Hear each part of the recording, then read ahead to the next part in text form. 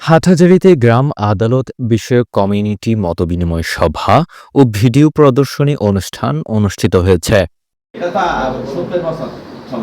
উপজেলার নাঙ্গলমোড়া ইউনিয়নের প্রশাসনিক কর্মকর্তা, রাজনৈতিক নেতৃবৃন্দ, প্যানেল চেয়ারম্যান, মেম্বার, শিক্ষক, এনজিও কর্মী, ছাত্র প্রতিনিধি, নারী, পিছিয়ে পড়া জনগোষ্ঠী নিয়ে গ্রাম আদালত সম্পর্কে অবহিত করার সভা অনুষ্ঠিত হয়।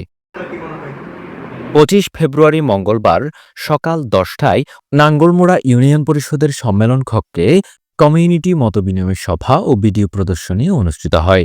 এতে প্রধান অতিথি ছিলেন উপজেলা গ্রাম আদালত সমন্বয়কারী মোহাম্মদ বাদশা আলম। ইউপির সম্মানিত ইউপি সদস্যগণ, অল্প সময়ে স্বল্প খরচে স্থানীয় পর্যায়ে দেওয়ানি ও ফৌজদারি বিরোধ স্থানীয়ভাবে নিষ্পত্তির জন্য চালু করা হয় গ্রাম আদালত। গণপ্রজাতন্ত্রী বাংলাদেশ সরকারের স্থানীয় সরকার বিভাগ, ইউরোপীয় ইউনিয়ন ও ইউএনডিপি বাংলাদেশের সহযোগিতায় সারা দেশের 61টি জেলার প্রতিটি ইউনিয়নে গ্রাম আদালত প্রকল্প চলমান আছে।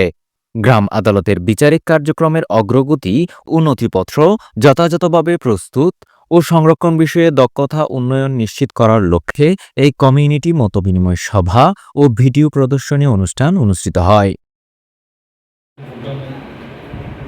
সভায় অন্যান্যদের মধ্যে উপস্থিত ছিলেন উক্ত ইউনিয়ন পরিষদের প্রশাসনিক কর্মকর্তা মোহাম্মদ জাহেদ হোসেন, বিভিন্ন রাজনৈতিক ব্যক্তিবর্গ, মেম্বার, শিক্ষক, এনজিও কর্মী, ছাত্র প্রতিনিধি, নারী, পিছিয়ে পড়া জনগোষ্ঠীর সহ 45 জন অংশগ্রহণকারী।